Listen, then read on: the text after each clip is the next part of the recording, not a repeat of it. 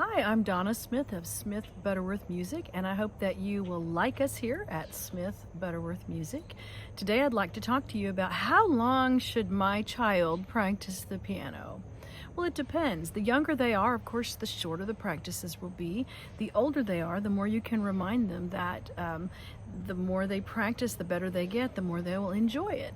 My older brother, who is a concert pianist, once said that once I began to get really good, I began to enjoy it more and wanted to practice more. So if you're not practicing and you're not very good at it, of course you're not going to enjoy it. Even if you're young, we want young students to have some songs that they really master and are comfortable with.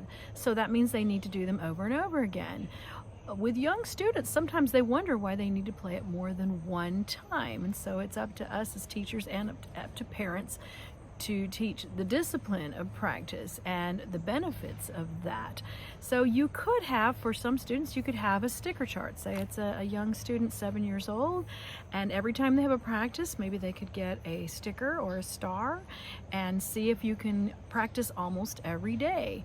The most important time to practice is right after a lesson, so they can show you what they've learned, and you tell them, say, what did your teacher teach you today? Show me what you learned, and they'll remember what the teacher said. Students have a great memory, but if they put their books down as soon as they get home and they don't touch them until the night before the lesson, it's going to not be a good experience for everyone. And with the investment and the payment that you're putting into lessons, they should get something out of it, and you all should have the best experience that you can. So also a learning style, take that into consideration. One student may not like keeping track of lessons. All you may need to, or lessons, practice time, all you may need to tell them is, hey, I need you to have a practice today, and you may not time it or anything. You just wait and let them play. Make sure to say, play through your songs a few times. And if you can keep it that relaxed, you can. Other students are more type A, and they really want to say, I need to practice this song 5 times and this and that, but that may not work with other children. It's just important that every day you try to do something. You don't have to do the same thing every day. I had a friend, her mother would set a timer for 30 minutes even when she was a young student, and guess what? She did not enjoy that at all. In fact, it took her a long time before she decided that she would play again as an adult, and amazingly she did. So we don't want to make it a chore and not fun.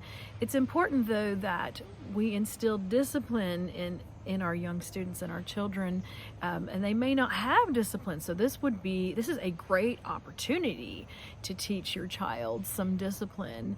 And I'm not talking about discipline as in punishment. I'm talking about good habits where they realize that when they're building one thing on top of another and another, that they are improving, and they can feel really good about that. It's just a lot more fun to play the piano when you actually can play the songs well. And explain also that practice means sometimes making mistakes.